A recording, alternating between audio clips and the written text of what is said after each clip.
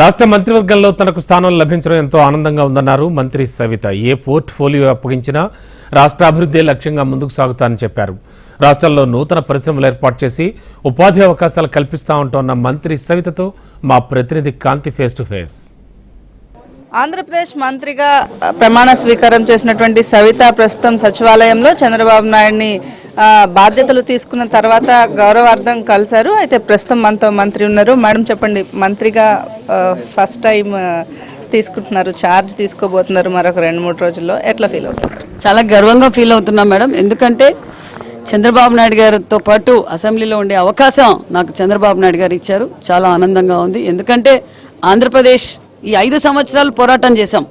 ఈ రాష్ట్రం నాశనం అయిపోతుంది, ఈ సైకో ఈ రాష్ట్రాన్ని అప్పుల పాలు చేసేశాడు.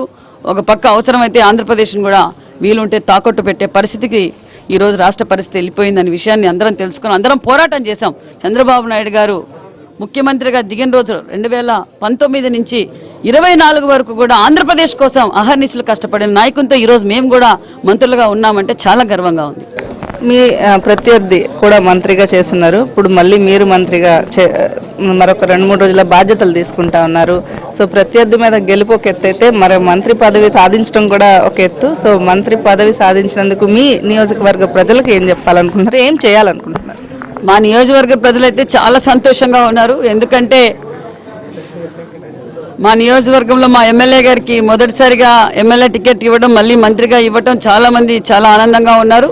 రాష్ట్ర వ్యాప్తంగా పరిశ్రమలు రాబోతున్నాయి, ఇరిగేషన్ ప్రాజెక్టులు పూర్తి చేయబోతున్నాం, మరికొన్ని ఎడ్యుకేషనల్ ఇన్స్టిట్యూషన్స్ కూడా తేబోతున్నాం. అదేవిధంగా మా నియోజకవర్గానికి ఏదైతే అవసరమో అభివృద్ధి ధ్యేయంగా నేను పనిచేయబోతున్నాను. ఎందుకంటే గతంలో జరిగింది కూడా తెలుగుదేశం ప్రభుత్వంలోనే అభివృద్ధి జరిగింది, జరగబోయేది కూడా తెలుగుదేశం ప్రభుత్వంలోనే జరగబోతుంది. ఎందుకంటే కియా అనుబంధ సంస్థలు గతంలో మేము 14 అగ్రిమెంట్ కూడా అయ్యాం మా ప్రభుత్వంలో.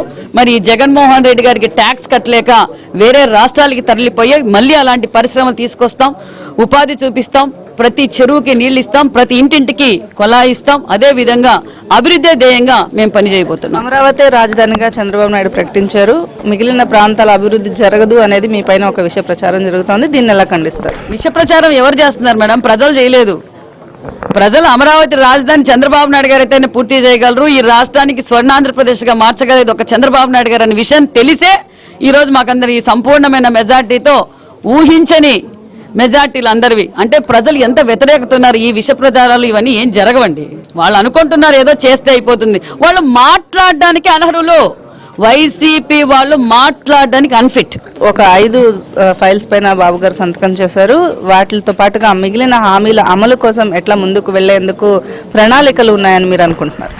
ఖచ్చితంగా మీరు ఇప్పుడు అందరూ ఏం ఎక్స్పెక్ట్ చేశారంటే డిఎస్సి మొదటి సంతకం అనుకున్నారు, కానీ ఈరోజు చంద్రబాబు నాయుడు గారు 5 సంతకాలు పెట్టారు. అంటే ఏంటి?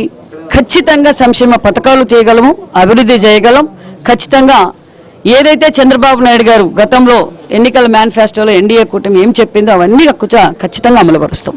ఖచ్చితంగా ఆంధ్ర రాష్ట్ర ప్రజల కోసం మేము పాటుపడడానికి సిద్ధంగా ఉన్నాం. మంత్రి పదవి ఇచ్చినటువంటి చంద్రబాబు నాయుడుకి ధన్యవాదాలతో పాటుగా నా ప్రాంత అభివృద్ధితో పాటు రాష్ట్ర అభివృద్ధికి కూడా నా మంత్రి పదవిలో ఇచ్చిన ఏ పోర్ట్ఫోలియో అయినా చేసి ముందుకు తీసుకువెళ్లేందుకు సిద్ధంగా ఉన్నామని సవిత చెప్తున్నారు. కెమెరా పర్సన్ హరీష్తో కాంతి, HM TV సెక్రటరీ.